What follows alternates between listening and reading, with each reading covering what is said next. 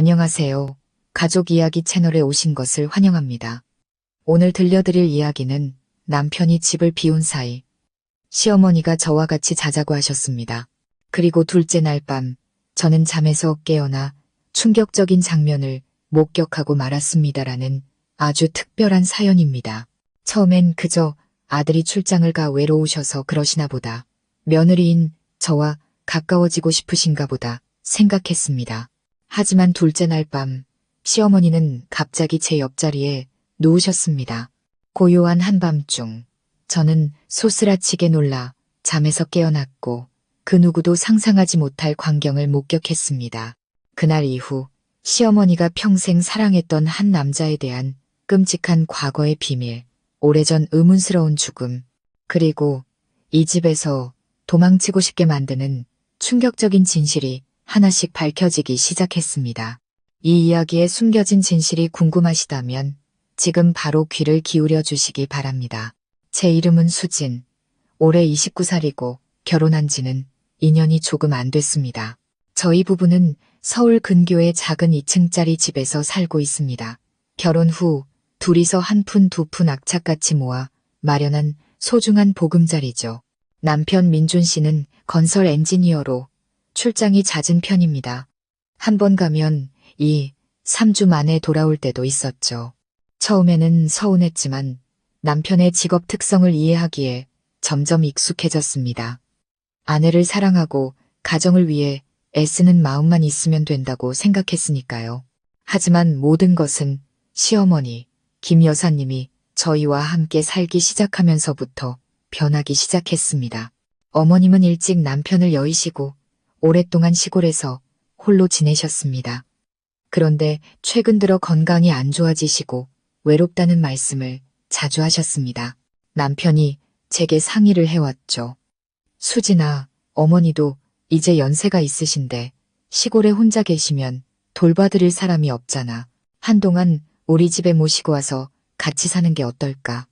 당신도 하루 종일 일하러 나가는데 어머니가 계시면 집도 봐주시고 좋잖아.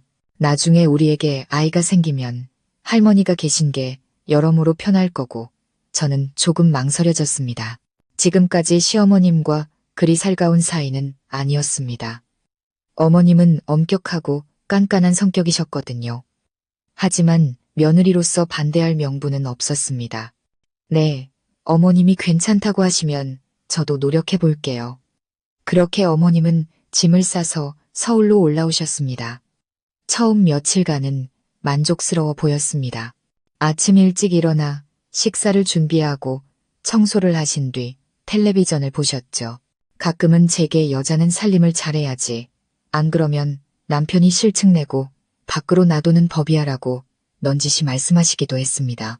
듣기 좋은 소리는 아니었지만 애써 웃어넘겼습니다. 어머님이 오신 지 일주일 후 남편은 닷새간의 급한 출장 명령을 받았습니다. 남편이 떠나기 전날 밤 어머님의 태도는 무척 이상했습니다. 저녁 내내 제 주위를 맴돌며 이것저것 물어보셨죠. 부부 잠자리 이야기부터 제 잠버릇까지요. 저는 아들이 집을 비우니 2층에 혼자 있기 불안하셔서 그러시는 거라고 생각하고 그저 네 하고 대답할 뿐이었습니다. 하지만 다음날 아침 남편을 터미널에서 배웅하고 집에 돌아왔을 때 저는 어머님의 말씀에 그 자리에 얼어붙고 말았습니다. 아가, 오늘 밤부터는 내가 너랑 같이 자야겠다. 저는 어안이 벙벙했습니다. 네, 뭐라고요, 어머님? 그래, 내 남편도 없는데 집에 여자 둘만 있으니 무슨 일이 생길지 어떻게 아니. 도둑이 들 수도 있고 귀신이 나올 수도 있잖니. 내가 같이 자야 마음이 놓이지. 내 남편 방도 넓고 침대도 크잖니. 나는 아래층에서 자면 팔다리가 쑤셔서 안 돼. 저는 억지 미소를 지었지만 감히 거절할 수가 없었습니다. 시어머니를 쫓아내는 모양새가 되면 저는 불효막심한 며느리가 될 테니까요. 저는 어쩔 수 없이 침구를 다시 정리했습니다. 첫날 밤 저는 잠을 자려고 애썼지만 도저히 눈을 붙일 수가 없었습니다. 시어머님의 코고는 소리도 시끄러웠지만 저를 불편하게 한 것은 그 소리가 아니라 기이할 정도로 가까운 거리감이었습니다. 어머님은 계속 몸을 뒤척이다가 무심코 제 몸에 손을 대기도 하고 심지어 제 몸 위로 다리를 올리기까지 했습니다. 저는 몇 번이나 깜짝 놀랐겠지만 어머님이 일부러 그러시는 건 아닐 거라 생각하며 꾹 참았습니다. 다음 날 아침 저는 기운이 다 빨린 듯 녹초가 되었지만 어머님은 아무렇지도 않은 얼굴이었습니다. 난 아주 잘 잤다. 옆에 사람이 있으니 따뜻해서 좋더구나. 너는 어땠니? 저는 차마 사실대로 말하지 못하고 애써 웃어 보였습니다. 오늘 밤에는 핑계를 대고 거실에서 자야겠다고 마음먹었습니다. 하지만 적당한 이유를 생각하기도 전에 어머님이 먼저 말씀하셨습니다. 오늘 밤에도 문 열어놓는 거 잊지 마라. 나 씻고 바로 올라갈 테니 내가 늙어서 그런지 밤중에 자주 깨거든. 저는 고개를 끄덕였지만 마음속은 이상하리만치 불안했습니다. 그 감정을 뭐라고 불러야 할지 몰랐습니다. 답답하고 불안정하며 설명하기 어려운 기분이었습니다.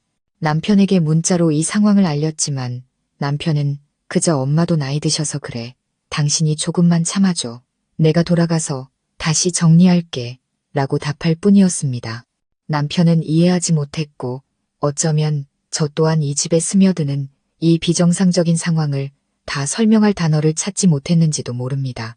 그날 밤 저는 평소처럼 일찍 잠자리에 들었지만 이번에는 휴대폰을 완전히 충전해서 녹음 모드를 켠 채 베개 밑에 두었습니다. 제가 왜 그런 행동을 했는지는 저도 모릅니다. 아마도 오늘 밤 무슨 일이 일어날 거라는 본능적인 직감 때문이었을 겁니다. 불을 끄자 시어머니가 방으로 들어와 어젯밤처럼 제게 등을 돌리고 조용히 침대에 올랐습니다.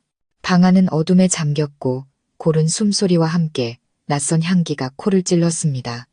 어머님의 머리카락에서 나는 옅은 향수 냄새였습니다. 아주 낯선 향기, 평소 어머님이 쓰시던 샴푸 냄새와는 달랐습니다. 저는 벽 쪽으로 돌아 누워 억지로 눈을 감았습니다. 새벽 2시쯤이었을까요? 저는 꿈결을 헤매다 무언가 제 몸을 누르는 느낌에 반사적으로 벌떡 일어났습니다. 그리고 눈앞의 광경에 저는 숨을 멈췄습니다. 저는 심장이 미친 듯이 뛰는 것을 느끼며 벌떡 일어났습니다. 눈은 아직 어둠에 익숙지 않았죠. 희미하게 시어머니가 제 옆에 앉아 몸을 굽혔다가 막 손을 거두는 듯한 형체만 보였습니다. 저는 숨을 몰아쉬며 애써 평정을 유지하려 했지만 온몸이 떨리는 것을 막을 수 없었습니다. 어머님, 사람 놀라게 왜 그러세요? 지금 뭐 하시는 거예요? 제 목소리는 여전히 떨리고 있었습니다. 시어머니는 조금도 당황한 기색 없이 오히려 옅은 미소를 지었습니다. 아, 네가 추워 보여서 이 불을 덮어주려던 것뿐이다. 뭘 그리 소스라치게 놀라니? 늙은 내가 너한테 뭘 어쩌겠다고. 어머님은 마치 모든 게 다 정상이라는 듯 깔깔 웃으셨습니다. 하지만 어째서인지 그 웃음소리에 온몸에 소름이 돋았습니다. 저는 어색하게 고개를 끄덕이고는 조용히 이불을 몸에 바싹 당겨 벽을 보고 누웠습니다. 가슴속 심장은 여전히 세차게 뛰고 있었습니다. 누군가의 손이 방금 제 가슴을 스치고 간 감촉이 아직 생생했습니다. 부드럽고 가벼웠지만 단순히 이불을 덮어주는 손길은 분명 아니었습니다. 저는 밤새 뒤척이다 새벽녘에야 겨우 눈을 붙였는데 알람 소리에 깨고 말았습니다. 저는 어머님을 쳐다보지도 않고 침대에서 나왔습니다. 어머님은 여전히 아무 일 없었다는 듯 쾌활하게 물으셨습니다. 아침 뭐 먹을래? 내가 해줄게. 저는 씁쓸하게 웃으며 말했습니다. 어머님은 그냥 쉬세요. 제가 알아서 할게요. 저는 부엌으로 내려갔지만 아무것도 먹을 수가 없었습니다. 온몸의 에너지가 다 빨려나간 것 같았고 정신은 혼란스러워 출구가 보이지 않았습니다. 저는 휴대폰의 녹음 파일을 다시 틀어보고는 그대로 얼어붙었습니다. 한밤중 시어머니가 무언가 중얼거리는 소리가 분명히 녹음되어 있었습니다. 목소리는 아주 작아 거의 속삭임에 가까웠습니다. 저는 되감아 귀에 깊게 들으며 한 음절, 한 음절을 파악하려 했었습니다. 그때처럼 아직 점잖아. 날 버리지 마. 더는 날 떠나지 마. 저는 온몸이 굳었습니다. 어머님의 목소리는 마치 다른 세상에서 들려오는 듯했고 한마디 한마디가 불분명했지만 마치 누군가에게 말하는 듯한 마력이 담겨 있었습니다. 그날 오전 내내 저는 일을 할 수가 없었습니다. 머릿속에는 그 목소리만 맴돌았죠. 저는 시어머니에게 무언가 비정상적인 문제가 있다는 의심을 하기 시작했습니다. 혹시 정신적인 문제가 있으신 걸까? 아니면 그보다 더 깊은 사연이 있는 걸까? 남편에게 전화를 걸었지만 공사 현장에 있는지 받지 않았습니다. 저는 문자를 보냈습니다. 여보, 어머님 상태가 좀 이상한 것 같아. 나 좀 무서워. 어젯밤 새벽 2시에 어머님이 침대에 올라와서 내가 자고 있을 때 몸을 만지신 것 같아. 녹음 파일을 들어보니 이상한 말을 중얼거리시기도 했어. 약 30분 뒤에야 남편에게서 답장이 왔습니다. 너무 예민하게 생각하지 마. 우리 엄마 원래 잠꼬대가 심했어. 어릴 때부터 봤어. 아마 몽유병 증세가 약간 있으신 걸 거야. 걱정 마. 내가 빨리 돌아갈게. 저는 할 말을 잃었습니다. 어쩌면 남편 말이 맞을지도 모릅니다. 제가 너무 스트레스를 받아서 그런 걸지도 모른다고 스스로를 다독였습니다.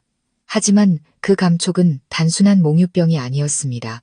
그 손길, 그 스침은 너무나 현실적이고 분명했습니다. 그날 밤 저는 어머님께 허락을 받고 거실에서 자려고 마음먹었습니다. 하지만 어머님이 한 발 앞서셨습니다. 수진아, 내가 다리가 아파서 오늘은 계단을 못 올라가겠다. 거실에 내 잠자리 좀 봐주겠니? 나는 오늘 하룻밤만 여기서 자고 너는 위층에 올라가서 편히 자렴. 저는 안도의 한숨을 내쉬었지만 한편으로는 낯선 기분을 떨칠 수 없었습니다. 어머님은 며칠 전부터 다리가 아프다고 하셨지만 평소처럼 잘 걸어 다니셨습니다. 왜 하필 제가 방에서 나가려던 날 마음을 바꾸신 걸까요? 저는 방으로 올라가 문을 걸어 잠갔습니다.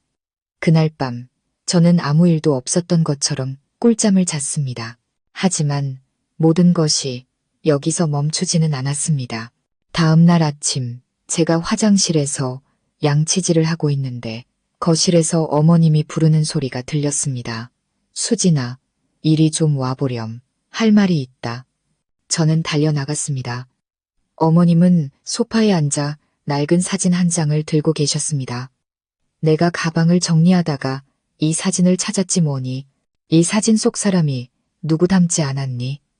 저는 사진을 받아들고는 심장이 쿵 내려앉는 것을 느꼈습니다. 낡은 흑백 사진이었습니다. 사진 속 남자는 흰 셔츠를 입고 가르마를 탄 머리를 하고 있었고 눈빛은 날카로웠지만 미소는 온화했습니다. 자세히 보니 남편과 너무나도 닮아 있었습니다. 내 시아버지란다.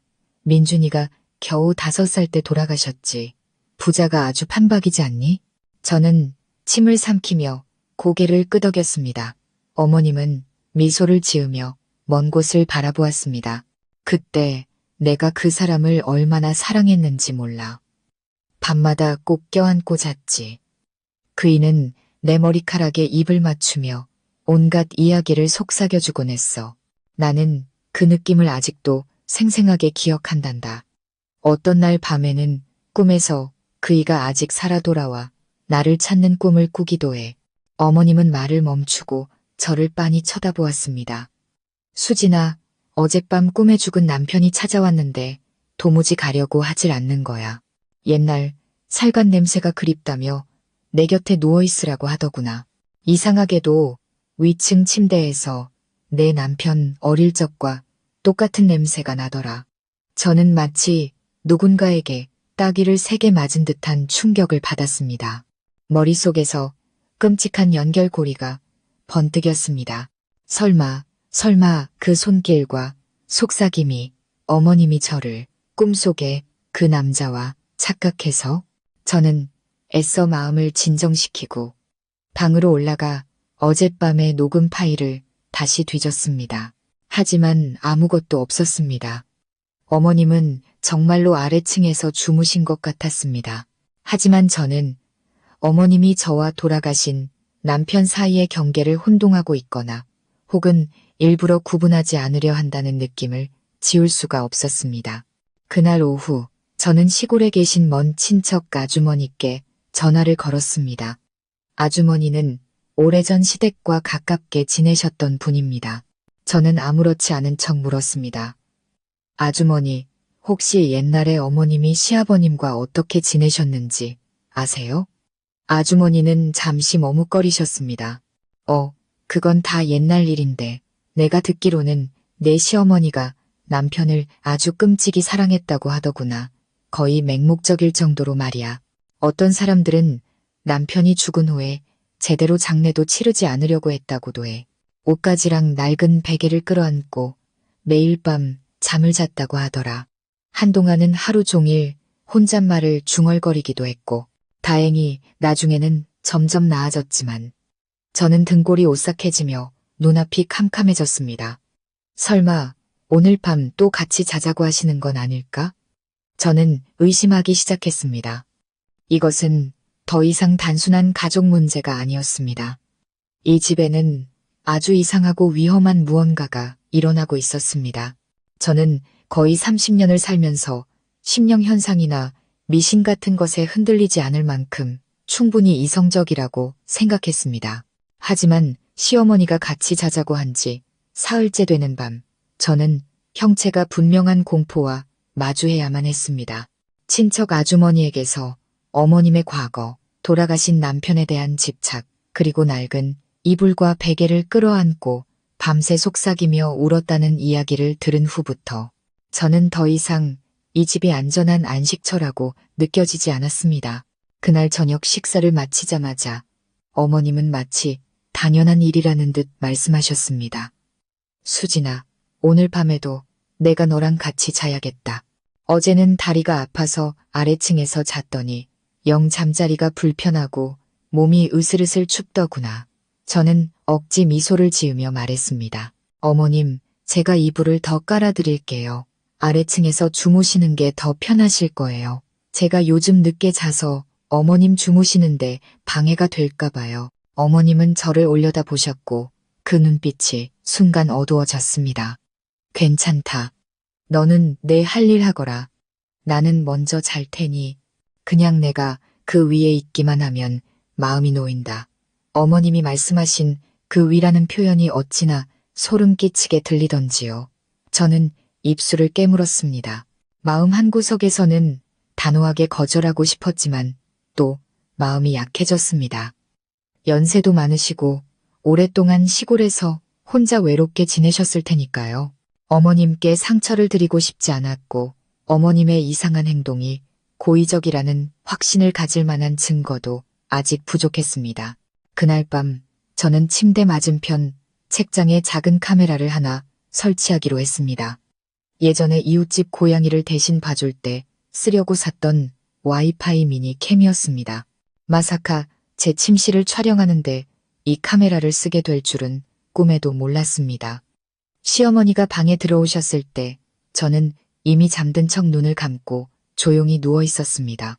방 조명은 수면 모드로 맞춰두어 희미한 푸른 빛이 사람의 형체를 겨우 알아볼 수 있을 정도였습니다. 어머님은 조용히 침대에 올라와 이전처럼 제게 등을 돌리고 누웠습니다. 처음에는 모든 것이 조용했지만 새벽 2시가 가까워지자 침대 위에서 무언가 움직이는 기척이 느껴졌습니다. 어머님은 제 쪽으로 몸을 돌렸습니다. 이번에는 더욱 분명했습니다. 어머님의 숨결이 제 목덜미에 닿는 것이 느껴졌습니다. 저는 살짝 실눈을 떴고 눈앞의 광경에 몸이 굳어버렸습니다.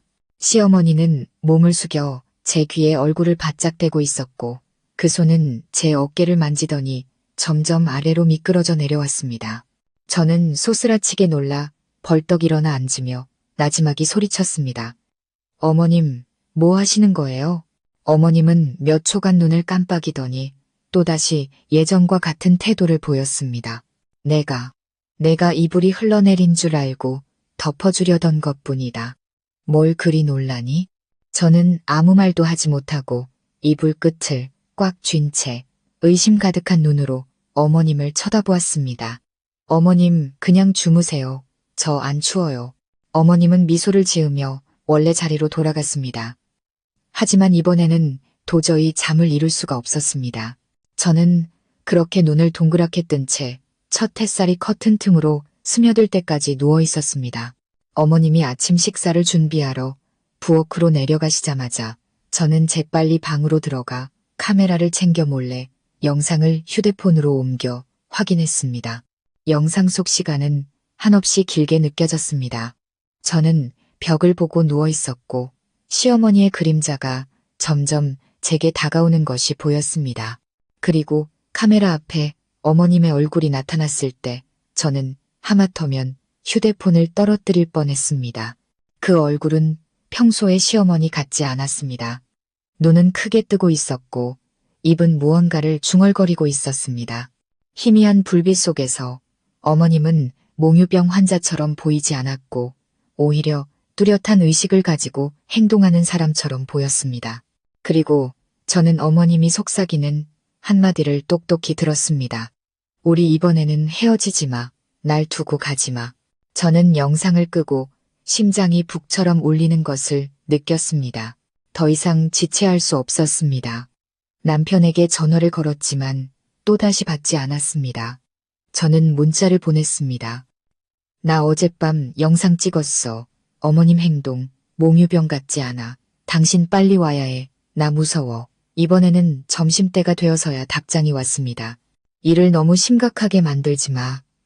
엄마는 연세가 많으셔서 감정 기복이 심하신 거야. 며칠만 어머니랑 따로 자. 내가 며칠 안에 돌아가서 다시 이야기할게. 저는 화가 나서 숨이 막힐 지경이었습니다. 남편은 저를 믿지 않거나 믿고 싶지 않은 것이었습니다. 저는 휴대폰을 들어 언니에게 전화를 걸었습니다. 가족 중에 저를 가장 잘 이해해주는 유일한 사람이었죠. 언니는 제 이야기를 듣자마자 외쳤습니다. 세상에, 그분 문제 있으시네. 근데 너 영상 찍었다고. 언니한테 한번 보내봐. 내 친구 중에 임상심리학 전공한 애가 있거든. 혹시 정신질환이랑 관련된 거면 빨리 치료해야 해. 오래 두면 위험해. 저는 영상을 보냈습니다. 잠시 후 언니에게서 문자가 왔습니다.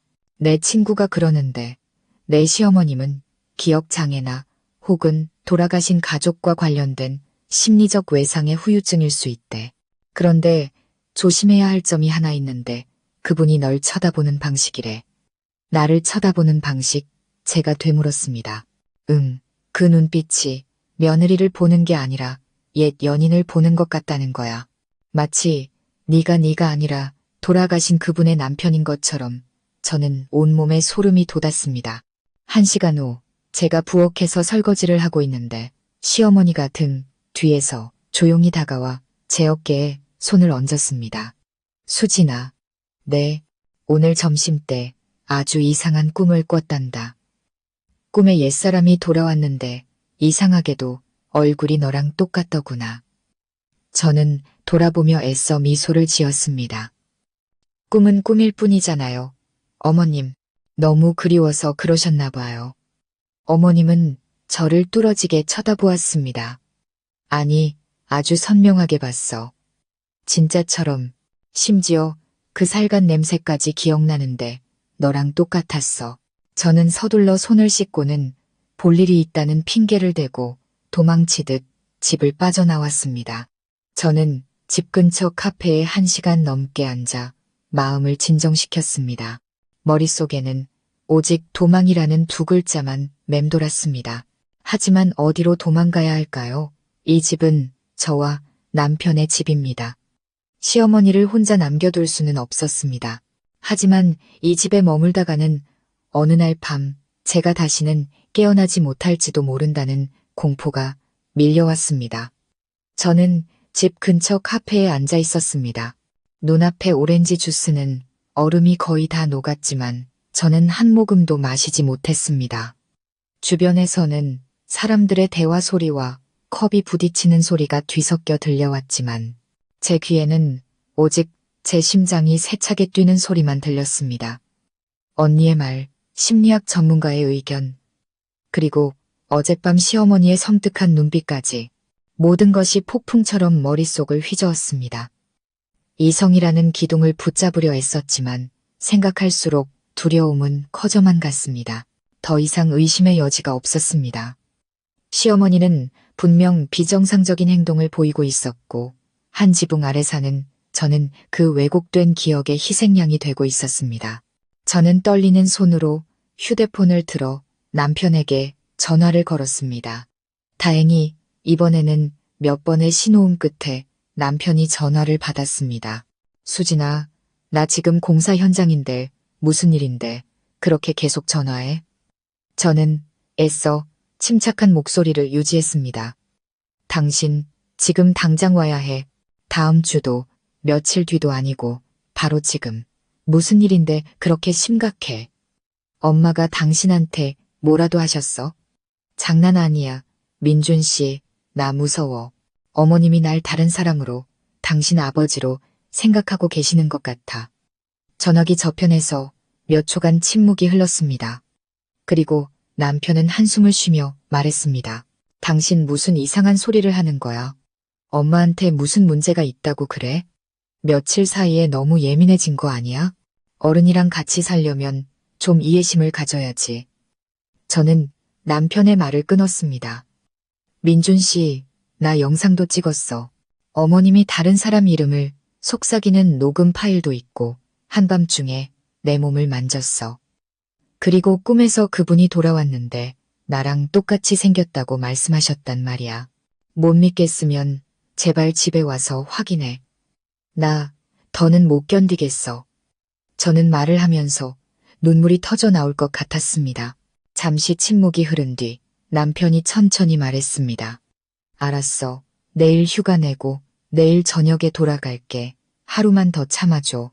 저는 고개를 끄덕이고는 아무 말 없이 전화를 끊었습니다. 남편의 무심함에 서운한 마음이 들었지만 적어도 돌아오겠다고 약속했으니 다행이었습니다. 저는 깊은 한숨을 내쉬고 희미해지는 저녁 햇살 속에서 집으로 돌아갔습니다. 문 앞에서는 시어머니가 화초에 물을 주고 계셨습니다. 저를 보시더니 온화하게 웃으셨습니다. 왔구나. 날이 너무 더워서 마당에 물 좀 뿌렸단다. 오늘 저녁에는 네가 좋아하는 된장찌개 끓여줄게. 저는 억지 미소를 지었습니다. 직접 보고 듣지 않았다면 눈앞에 이 여인이 그렇게 비뚤어진 생각을 하고 있다는 것을 결코 믿지 못했을 겁니다.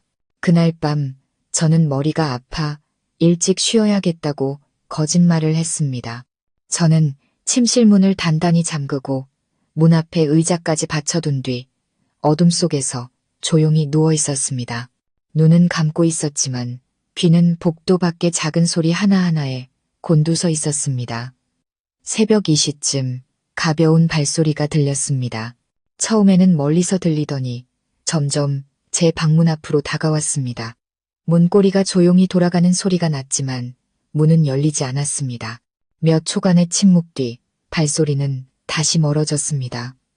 저는 잠을 이룰 수 없었습니다. 밤새 날이 밝기만을 기다렸습니다. 다음 날 아침 저는 일찍 일어났습니다. 방문을 나서자마자 식탁에 앉아 계신 어머님이 보였습니다. 피곤한 기색이 역력하고 얼굴은 창백했습니다. 어젯밤에 잘 못 주무셨어요? 제가 애써 부드러운 목소리로 물었습니다. 응, 뒤숭숭한 꿈을 꿔서 누가 나를 부르는 것 같더라. 그래서 네가 괜찮은지 보려고 올라갔었는데 문을 잠그고 자는 것 같아서 그냥 내려왔다. 저는 대답 없이 고개를 끄덕였습니다. 저는 어머님이 시장에 가신 틈을 타 몰래 어머님 방으로 들어가 서랍장을 뒤졌습니다. 잠시 후 작은 나무 상자를 하나 발견했습니다. 상자를 열자 저는 하마터면 손에서 놓칠 뻔했습니다. 안에는 낡은 물건들이 가득했습니다. 누렇게 변색된 남성용 손수건, TL이라는 이니셜이 새겨진 은반지, 잉크가 번진 손편지, 그리고 또 다른 사진 한 장. 이 사진은 처음 보는 것이었습니다. 젊은 여인이 한 남자를 품에 꼭 껴안고 있는 사진이었습니다. 여인의 얼굴은 환하게 빛났고 두 눈에는 깊은 사랑이 어려 있었습니다. 다름 아닌 젊은 시절의 시어머니였습니다. 그리고 그 남자는 여전히 그 얼굴, 지난번 사진에서 보았던 그 남자, 어머님의 남편이자 제 남편의 아버지였습니다. 하지만 저를 숨막히게 한 것은 사진 뒷면에 단정하게 적힌 글씨였습니다. 당신 곁에만 있을 수 있다면 죽음도 달게 받으리. 그 아래에는 붉은 펜으로 쓴 또 다른 글귀가 있었습니다. 이 생에서 다시 만나지 못한다면 다음 생에 내가 당신을 찾아가리. 저는 상자를 닫고 제자리에 놓았습니다. 손발이 차갑게 식었습니다. 그 글귀는 단순한 사랑의 말이 아니었습니다. 운명적인, 맹목적인 사랑의 냄새와 함께 위험한 약속의 징후까지 담겨 있었습니다. 그때 저는 깨달았습니다. 제가 겪고 있는 이 모든 것이 단순한 심리적 이상 현상이 아니라 아주 오래전부터 시어머니의 피와 살에 깊이 뿌리내린 집착이라는 것을요. 그날 밤 저는 어머니께 따로 자겠다고 먼저 허락을 구했습니다. 피곤해서 혼자만의 공간에서 쉬고 싶다고 말씀드렸죠. 어머님은 아무 말 없이 동의하셨지만 그 눈빛에는 무언가 허탈함이 서려 있었습니다. 그날 밤 저는 몰래 휴대폰 녹음 기능을 켜서 어머님이 밤늦게 혼자 깊은 생각에 잠기곤 하시는 식탁 위에 두었습니다. 그리고 다음 날 아침 녹음 파일을 열어 확인했습니다. 의자를 끄는 소리, 물 따르는 소리, 그리고 바늘처럼 차갑고 날카로운 어머님의 목소리가 들려왔습니다. 왜 하필 저 아이일까? 왜 저 아이의 얼굴이 그토록 닮았을까? 혹시 당신이 다른 몸으로 돌아온 걸까? 만약 당신이라면 더는 가지마. 내 곁에 있어줘. 나 너무 외로웠어. 저는 뒤로 넘어질 뻔했습니다. 휴대폰이 손에서 떨어졌습니다. 이제 모든 것은 더 이상 의심이 아니었습니다. 시어머니는 어떤 이유에서인지 저와 돌아가신 남편을 혼동하고 있었습니다. 꿈속에서뿐만 아니라 깨어있을 때조차 어머님은 현재와 과거를 구분하지 못하고 있었습니다. 그리고 그 왜곡된 기억의 혼돈 속에서 저는 어머님의 청춘 시절 속 박상철이 되어가고 있었습니다. 그날 오후 남편이 돌아왔습니다. 남편이 여행 가방을 내려놓자마자 저는 남편을 끌고 단골 카페로 가 영상과 녹음 파일을 보여주며 처음부터 끝까지 모든 일을 설명했습니다. 남편은 말이 없었고 얼굴은 점점 창백해졌습니다. 한참 후에야 남편이 나지막이 말했습니다. 사실 당신에게 한 번도 말하지 않은 게 있어. 우리 엄마, 아버지가 돌아가신 후에 심각한 감정 기복 장애 진단을 받으셨어. 시골에 있는 정신병원에서 몇 달 치료받기도 했고. 하지만 그 후에 안정을 되찾으셔서 가족들이 다 쉬쉬하고 아무도 그 얘기를 다시 꺼내지 않았어. 저는 충격에 휩싸였습니다. 그걸 2년 동안이나 나한테 숨겼다고? 내가 얼마나 위험한 상황에 있었는지 알아? 제가 목소리를 높여 물었습니다. 남편은 머리를 감싸주며 자책하듯 말했습니다. 내가 잘못했어. 엄마 병이 이렇게 심각하게 재발할 줄은 몰랐어. 저는 눈가가 붉어진 채 한숨을 쉬었습니다. 민준 씨, 나 더 이상 당신 어머니랑 단 하루도 같이 못 살아. 어머니를 전문기관으로 모시든지 아니면 내가 이 집을 나가든지 해야겠어. 남편은 고개를 끄덕이며 낮은 목소리로 말했습니다. 알아. 내가 처리할게. 나 한 번만 더 믿어줄 수 있어. 저는 남편을 바라보았습니다. 마음은 의심으로 가득했지만 다른 선택지가 없었습니다. 하지만 저는 바로 여기서부터 시어머니에 대한 더욱 끔찍한 진실을 발견하게 될 줄은 꿈에도 몰랐습니다. 온 가족이 거의 30년 동안이나 묻어두려고 했던 비밀을 말입니다. 남편과 대화를 나눈 그날 오후, 저는 모든 것이 조금씩 풀리기 시작할 거라고 생각했습니다. 적어도 남편이 사태의 심각성을 알게 되었고, 더 이상 제 두려움을 가볍게 여기지 않을 테니까요. 남편은 내일 어머니를 모시고 정신과 의사를 다시 찾아뵙고, 필요하다면 병원에 입원시키는 것도 마다하지 않겠다고 약속했습니다. 하지만 밤이 되자 저는 아들의 약속이 결코 쉽게 지켜질 수 없다는 것을 깨달았습니다. 특히 그 대상이 평생 자신을 키우고 희생하고 함께해온 친어머니일 때는 더욱 그렇습니다. 효심과 진실 사이, 가족애와 정신질환 사이에는 말로 꺼내기 어려운 것들이 존재했습니다. 저녁 식사 후 시어머니는 여전히 쾌활했고 평소와 다름없는 태도였습니다. 남편에게 일이며 건강이며 시골 이웃들 소식까지 온갖 것을 물어보셨습니다. 남편은 어머님이 의심하지 않도록 교묘하게 대화를 아름다운 추억, 가벼운 기억들로 이끌어갔습니다. 그때 저는 조용히 설거지를 하면서도 마음이 불안했습니다. 시간이 갈수록 시어머니가 단순히 아픈 사람으로만 보이지 않았습니다. 그 연륜 있는 여성의 가면 아래에는 더 깊고 어두운 무언가가 숨겨져 있는 것 같았습니다. 그날 밤 저는 방문을 단단히 걸어 잠갔습니다. 남편은 저와 함께 자겠다고 했습니다. 하지만 밤 11시가 다 되어갈 무렵 시어머니가 허리가 아파 잠을 못 자겠다며 방문을 두드리셨고 남편은 결국 아래층으로 내려가 어머님을 돌봐드렸습니다. 저는 이해했기에 말리지 않았지만 오늘 밤 감춰진 비밀을 꼭 알아내야 한다는 예감이 들었습니다. 1시간 남짓 지나 아래층이 조용해진 것을 확인하고 저는 살금살금 3층으로 올라갔습니다. 그곳에는 아무도 잘 가지 않는 작은 창고가 있었습니다. 예전에 제가 퇴근하기 전 오후 시간마다 시어머니가 그곳에 올라가시는 것을 본 적이 있습니다. 한 번은 제가 뭐 하시냐고 여쭤봤더니 그냥 낡은 물건들이나 잡동사니 좀 넣어두는 거야 라고 대답하셨습니다. 그 방은 작고 음침했으며 문은 항상 잠겨 있었습니다. 하지만 오늘 밤 저는 위험을 무릅쓰고 어머님이 늘 잡동사니를 두시던 부엌 서랍에서 열쇠 꾸러미를 꺼내 하나씩 시험해 보았습니다.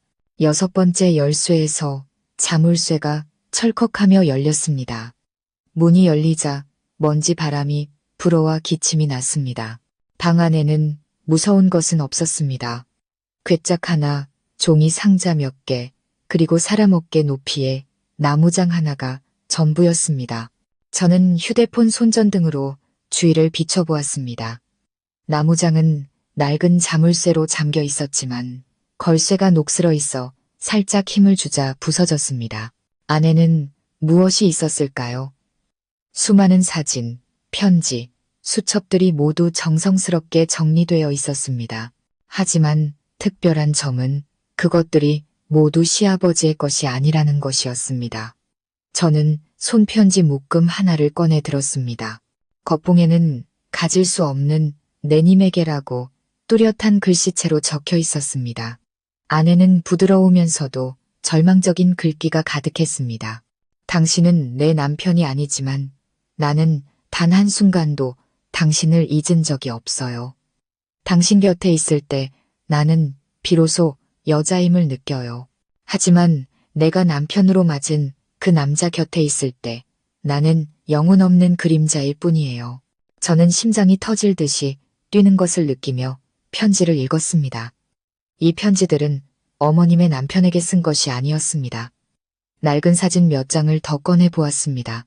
그 속에는 더 젊고 이목구비가 뚜렷하며 날카로운 눈빛을 가진 다른 남자가 있었습니다. 시아버지인 박상철 씨와는 전혀 닮지 않았습니다. 저는 사진 뒷면을 뒤집어 보고는 그곳에 비스듬히 쓰인 4글자에 숨을 멈췄습니다. 진혁 씨, 보고 싶어요. 이 남자는 누구일까? 저는 더듬거리며 낡은 서류철 하나를 찾아냈습니다. 그 안에는 사망 진단서가 있었습니다. 사망자 이름, 최진혁. 1992년 사망. 원인은 교통사고. 바로 그때 창고 문이 갑자기 삐걱 소리를 내며 열렸습니다. 누군가 문을 연 것입니다. 저는 깜짝 놀라 돌아보았습니다. 시어머니가 그곳에 서 계셨습니다. 어둠 속에서 어머님은 저를 바라보았습니다. 그 눈빛에는 분노도 당황도 없이 오히려 안도감이 서려 있었습니다. 결국 네가 알게 되었구나. 제가 더듬거리며 말했습니다. 어머님, 이분은 누구세요? 어머님은 방으로 들어서며 목소리를 낮췄습니다. 내가 평생 사랑했던 사람, 내가 가질 수 없었던 사람, 내 시아버지가 잊으라고, 묻어버리라고 강요했던 사람이지만 나는 단 한 번도 그럴 수 없었던 사람이란다. 저는 제 귀를 믿을 수 없었습니다. 그럼 민준 씨 아버지는? 어머님은 고개를 저으며 씁쓸한 표정을 지었습니다. 박상철 씨가 맞지만 내 마음속에서는 진혁 씨가 진짜 남편이었어. 그이와 나는 박상철 씨가 장기 출장을 갔을 때 몰래 사랑을 나눴단다. 하지만 나는 가정을 버릴 용기가 없어서 고통 속에 이별했고 얼마 후 그이는 나를 데리러 돌아오겠다는 약속만 남긴 채 사고로 세상을 떠났지. 그 후로 나는 몽유병 환자처럼 살았어. 밤마다 그이가 꿈에 나타났고 매일 그이가 떠나지 않았다고 상상하며 살았지. 저는 무슨 말을 해야 할지 몰랐습니다. 어머님은 다가와 제 손을 잡았습니다. 아가, 그거 아니? 내 눈빛, 내 머리카락 냄새, 내 몸짓, 모든 것이 그 사람과 닮았어. 소름 끼치도록 말이야. 어떤 날 밤에는 그이가 여자 몸으로 환생해서 나를 찾아온 거라고 생각하기도 했단다. 저는 본능적으로 손을 뺐습니다. 어머님, 무슨 말씀을 하시는 거예요? 어머님은 희미하게 웃었습니다. 나는 미치지 않았다. 나는 무엇이 현실이고 무엇이 꿈인지 아주 잘 알아. 하지만 내 마음은 그 허황된 믿음을 선택했지. 단 한순간이라도, 단 1초라도 다시 사랑받는 느낌으로 살아보고 싶었으니까 저는 말을 잇지 못했습니다. 머릿속이 어지러웠고 모든 것이 혼란스러운 퍼즐 조각처럼 흩어졌습니다. 어머님이 무서워요. 제가 나지막이 말했습니다. 어머님은 고개를 끄덕였습니다. 알고 있다. 그리고 미안하구나. 네가 이 집에 처음 들어왔을 때부터 나는 그걸 느꼈어. 하지만 나 자신을 막을 수가 없었다. 저는 낡은 방 한가운데에 수십 년의 무게를 막 내려놓은 듯한 눈빛에 어머님을 남겨두고 돌아섰습니다. 그날 밤 저는 잠을 이루지 못했습니다. 다음 날 아침 저는 남편에게 말했습니다. 나 당분간 나가서 살고 싶어. 숨 쉴 공간이 필요해. 남편은 아무것도 묻지 않고 고개를 끄덕였습니다. 아마 남편 역시 어머니의 진실을 알고 충격에 빠졌을 겁니다. 하지만 저는 모든 것이 아직 끝나지 않았다는 것을 알았습니다. 아직 이해하지 못한 마지막 한 가지가 남아 있었습니다.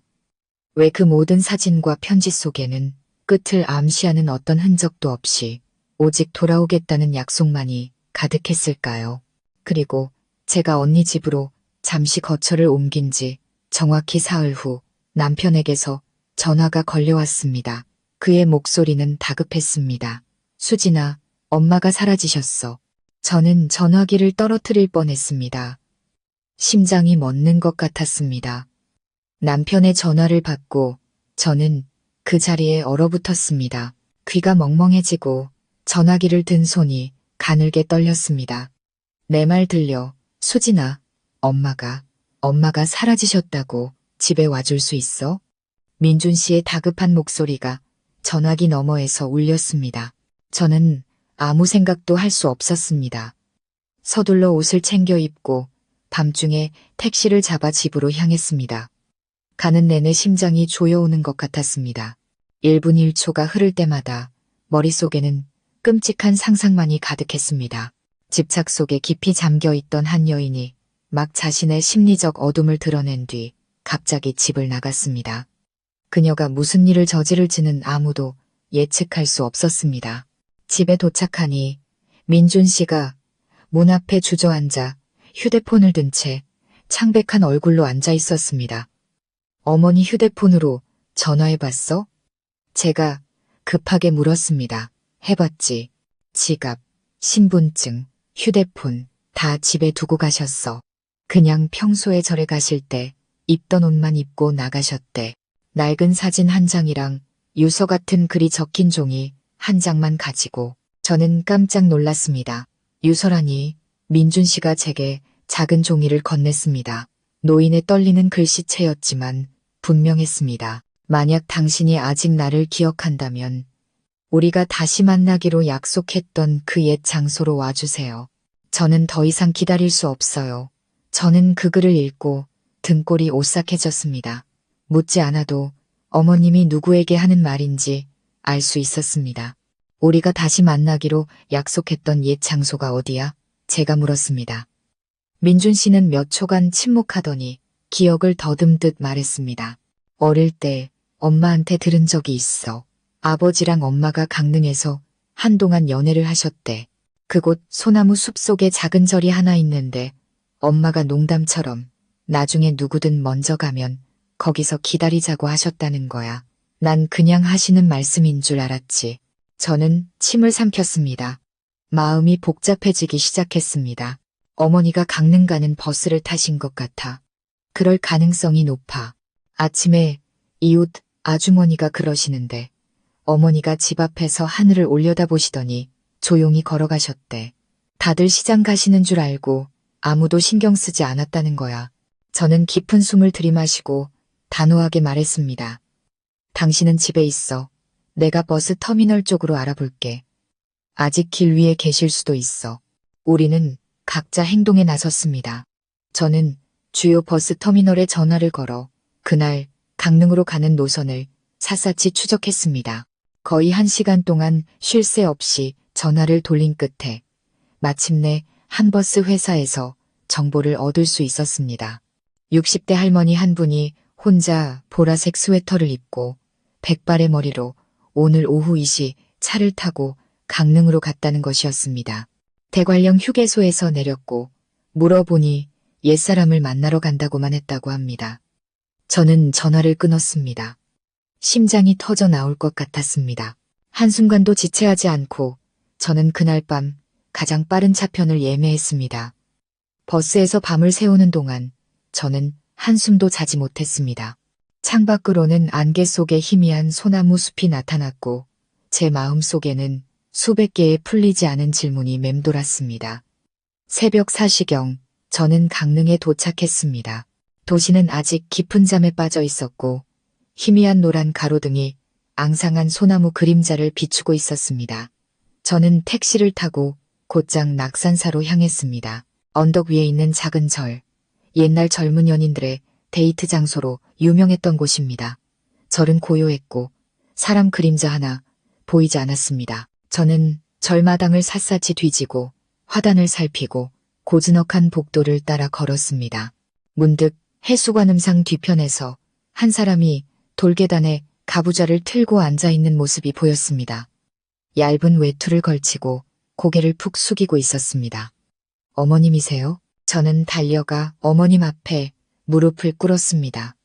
눈물이 왈칵 쏟아졌습니다. 어머님, 여기서 뭐 하세요? 온 식구가 밤새 어머님을 찾았어요. 시어머니는 고개를 들었습니다. 눈은 퀭했지만 그 눈빛은 더 이상 이 세상에 있는 것 같지 않았습니다. 네가 왔구나. 저는 망연자실했습니다. 저 수진이에요. 저 못 알아보시겠어요. 어머님은 희미하게 미소 지으며 꿈꾸듯 말했습니다. 아니, 너는 그 사람이야. 내가 수십 년을 기다려온 사람. 당신 돌아온 거지? 저는 어머님의 손을 꼭 잡고 목이 메어 말했습니다. 아니에요, 어머님. 저 수진이에요. 어머님 며느리요. 남편은 민준 씨고요. 기억 안 나세요? 어머님의 눈빛이 흔들리더니 미간을 살짝 찌푸렸습니다. 그리고는 손을 빼 가슴을 부여잡고 떨었습니다. 아니, 그런 말 하지 마. 내 마지막 꿈을 깨지 마. 단 한 번만이라도 그 사람이 정말 돌아왔다고 믿게 해줘. 저는 더 이상 참지 못하고 어머님을 와락 껴안았습니다. 어머님, 죄송해요. 제가 어머님 아픔을 몰랐어요. 어머님이 이상하다고만 생각하고 너무 과하다고만 생각했어요. 하지만 이제 알겠어요. 너무 깊이 사랑해서 헤어나오지 못하셨던 거군요. 하지만 어머님, 이제는 그 손을 놓아주셔야 해요. 그분은 이미 떠나셨어요. 다시는 돌아오지 않으실 거예요. 어머님은 잠시 침묵하더니 중얼거렸습니다. 그 사람이 나를 용서해 줄까? 무엇을요?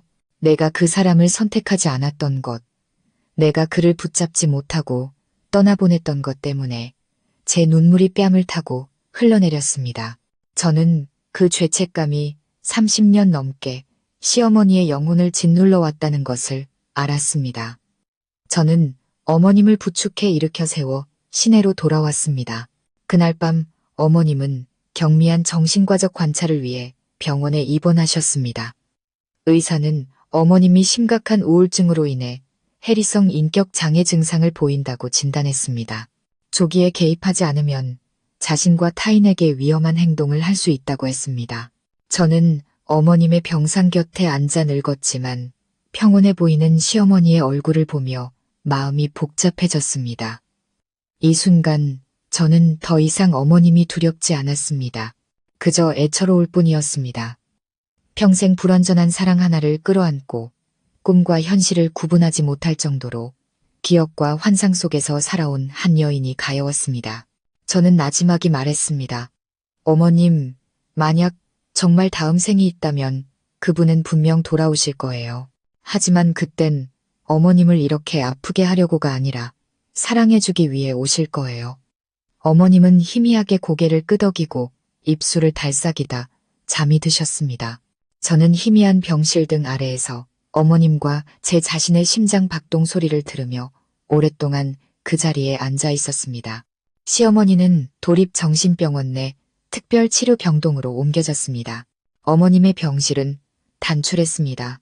작은 철제 침대 하나, 침대 머리맡에 작은 탁자, 그리고 매일 아침 몇 마리 참새가 창턱에서 제잘거리는 조용한 정원이 내다보이는 창문이 전부였습니다.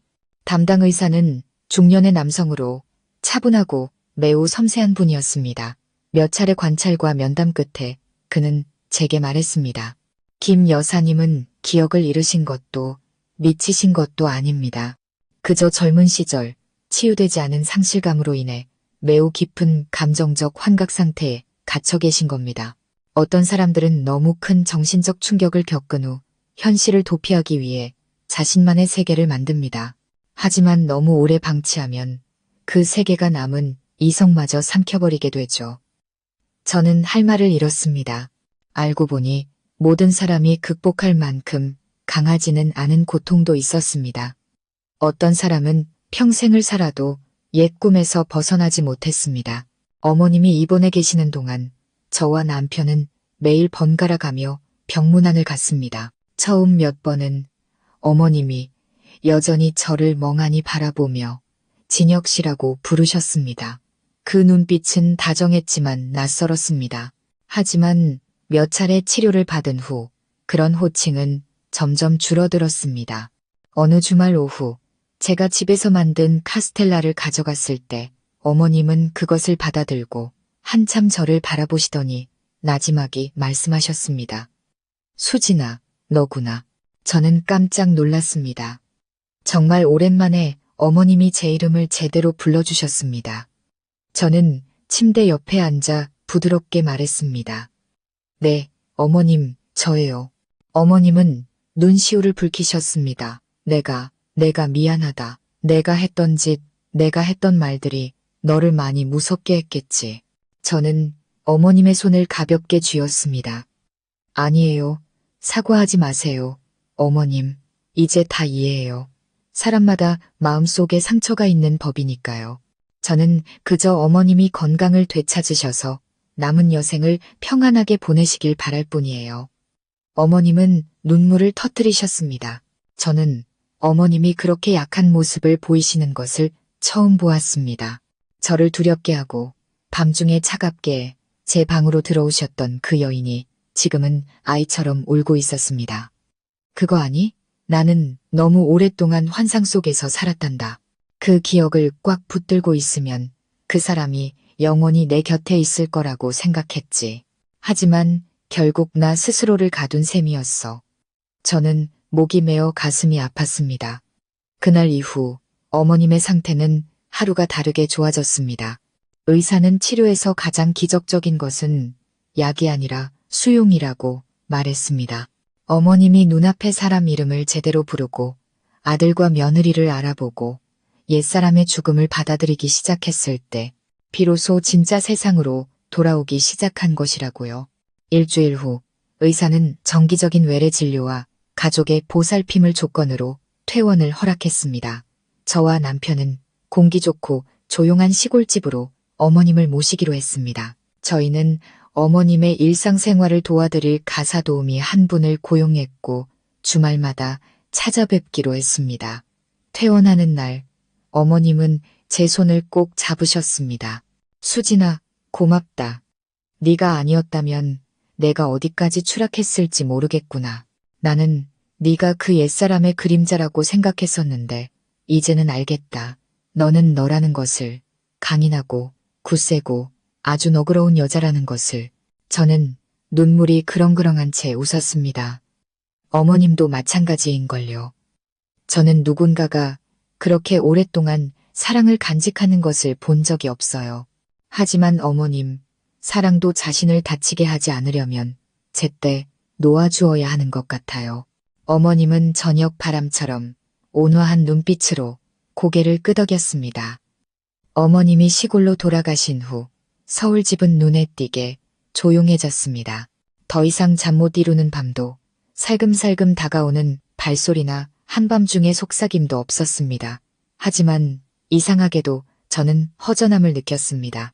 어느 날 오후 저는 시어머니와 함께 살던 기이한 밤들을 상세히 기록해둔 낡은 수첩을 다시 읽고 있었습니다. 삐뚤빼뚤한 글씨를 다시 읽어보았습니다. 새벽 2시 13분 누군가의 손이 내 어깨를 만졌다. 어머니가 말했다. 날 버리지 마. 저는 문득 웃음이 터졌습니다.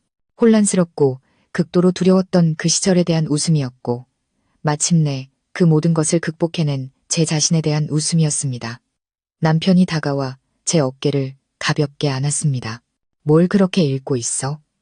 어머니에 대한 일기요. 나중에 이걸로 짧은 소설을 써볼까 해요. 그때 일 생각하면 이제 무섭지 않아? 저는 고개를 저었습니다. 아니요, 오히려 감사해요. 어떤 일들은 겪어봐야 비로소 사람이 성장한다는 걸 가르쳐주니까요. 남편은 웃으며 제 머리카락에 가볍게 입을 맞췄습니다.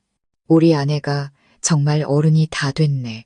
저는 남편의 어깨에 기대어 채송화가 햇살을 받으며 피어나고 있는 베란다를 바라보았습니다. 마음에 평온함이 스며들었습니다. 2달 후 저는 시어머니를 뵈러 시골에 내려갔습니다. 어머님은 혈색이 좋아지고 얼굴도 밝아지셨습니다. 텃밭에서 채소를 따고 화초에 물을 주며 이웃들과 이야기 나누는 모습이 영락없는 평범한 노년의 여성이었습니다. 그날 점심 어머님은 제게 따뜻한 된장찌개를 떠주시며 다정하게 말씀하셨습니다. 네가 전보다 마른 것 같구나. 무슨 일을 하든 건강부터 챙겨야 한다. 알았지? 저는 웃으며 대답했습니다. 네, 어머님, 알겠어요. 식사를 마치고 설거지를 끝낸 후 어머님은 저를 방으로 부르시더니 작은 나무 상자 하나를 꺼내셨습니다. 바로 제가 예전에 몰래 열어보았던 그 상자였습니다. 이건 내가 간직했던 물건들이란다. 이제는 태워버리려고 해. 저는 놀랐습니다. 정말 괜찮으시겠어요? 어머님은 고개를 끄덕였습니다. 그럼 인생에는 마음에 간직해야 할 것도 있지만 바람에 날려보내야 계속 살아갈 수 있는 것도 있더구나. 저는 아무 말 없이 어머님을 따라 마당으로 나가 아궁이에 불을 지폈습니다. 한 장 한 장의 편지, 사진, 낡은 기념품들이 붉은 불꽃 속에서 타올랐습니다. 가벼운 바람이 재를 맑은 하늘로 날려보냈습니다. 어머님은 한참 동안 가만히 서 계시다가 나지막에 한숨을 쉬셨습니다. 이제 끝났구나. 내가 그 사람을 한 번 더 떠나보냈어. 하지만 이번에는 이성으로 보낸 거란다. 저는 어머님을 바라보았습니다. 그 눈빛은 예전처럼 공허하지 않고 한결 부드러워져 있었습니다. 그리고 저는 어머님이 진정으로 모든 것을 놓아주셨다는 것을 알았습니다. 삶은 평범한 궤도로 돌아온 듯 했습니다. 심리적 충격과 기억의 벼랑 끝에서 돌아오는 여정을 겪으신 시어머니는 이제 예전과 많이 달라지셨습니다. 웃음이 많아지고 식사도 규칙적으로 하시며 저와 진짜 친구처럼 대화를 나눌 수 있게 되셨습니다. 저 또한 옛날의 악몽을 점차 잊어갔습니다. 다만 가끔 밤늦게 혼자 있을 때면 저를 옛사람이라 부르던 어머님의 공허한 눈빛이 떠오르곤 했습니다. 하지만 더는 두렵지 않았고 그저 가슴이 시릴 뿐이었습니다. 어느 날 저희 부부는 교회의 땅을 사기 위한 절차를 준비하기 위해 서류를 다시 정리하기로 했습니다. 저는 조심스럽게 서류들을 모았습니다. 출생증명서, 혼인신고서, 그리고 시댁의 낡은 주민등록등본까지요.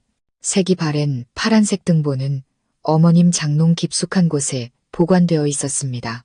저는 서류 뭉치를 방으로 가져와 제출하기 쉽게 하나씩 분류했습니다. 주민등록등본을 펼쳤을 때 저는 무언가 잘못되었다는 것을 느꼈습니다. 남편 민준 씨의 부모님 정보란을 천천히 읽었습니다. 아버지 이름 최진혁, 어머니 이름 김숙자. 저는 멈칫했습니다. 최진혁이라니 제가 시아버지이자 어머님의 정식 남편이라고 생각했던 박상철 씨가 아니었습니다. 저는 등본 앞장을 빠르게 넘겨 자세히 살펴보았습니다. 박상철이라는 이름은 어디에도 없었습니다. 비고란에는 부친 1992년 사망이라는 간단한 한 줄만 적혀 있었습니다. 머리가 핑 도는 것 같았습니다. 저는 다시 한번 읽었습니다. 눈은 최진혁이라는 이름에 고정되었습니다. 이 이름은 본 적이 있었습니다. 낡은 연애 편지 속에서 시어머니가 밤마다 끌어안던 사진 속에서 바로 그 남자였습니다. 저는 민준 씨에게 문자를 보냈습니다. 여보, 빨리 와줘. 아주 중요한 걸 발견했어. 민준 씨가 집에 오자마자 저는 등본을 보여주며 그 이름을 가리켰습니다. 그는 인상을 찌푸리며 읽었습니다. 무슨 소리야? 이분이 우리 아버지 이름 맞는데. 저는 누군가에게 세게 한 대 맞은 기분이었습니다. 잠깐만, 방금 이분이 당신 친아버지라고 했어? 응, 최진혁. 내가 5살 때 돌아가셨어. 엄마가 항상 그렇게 말씀하셨는데, 그리고 당신이 엄마 남편이라고 생각했던 박상철 씨는 우리 삼촌, 아버지 동생이야. 아버지가 돌아가신 후에 엄마를 도와주려고 한동안 같이 살았었어. 나중에 삼촌은 다른 여자랑 결혼해서 멀리 이사 가셨고 엄마한테 못 들었어. 저는 입을 떡 벌렸습니다. 온 세상이 제 눈앞에서 빙글빙글 도는 것 같았습니다. 알고 보니 저는 모든 것을 잘못 이해하고 있었습니다. 처음부터요. 시어머니가 사랑하고 그리워했던 사람은 어둠 속의 옛 연인이 아니었습니다. 제가 생각했던 외부인이 아니라 법적인 남편이자 제 남편의 진짜 아버지였던 것입니다. 그리고 어머님은 수십 년 동안 단 하나의 이미지, 자신이 진정으로 사랑하고 결혼하고 함께 아이를 낳았지만 젊은 나이에 갑자기 잃어버린 남편에 대한 기억만으로 버텨오신 것이었습니다. 저는 중얼거렸습니다. 그런데 왜 어머님은 한 번도 그분 이름을 언급하지 않으셨을까? 왜 남편한테까지 아버지의 진짜 이름을 조용히 숨기셨을까? 민준 씨도 깊은 생각에 잠겼습니다. 아마 엄마가 너무 슬퍼서 그랬거나 아니면 다시는 꺼내고 싶지 않은 다른 이유가 있었을지도 몰라 저는 침묵했습니다. 어렴풋한 예감이 제 마음을 두드리기 시작했습니다.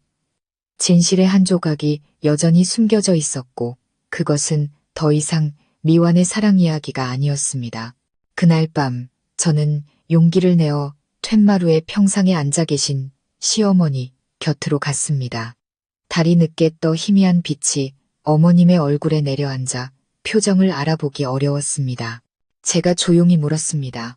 어머님, 오늘 등본을 보다가 민준 씨 아버지 성함이 최진혁 씨라는 걸 알았어요. 어머님은 고개를 드셨습니다.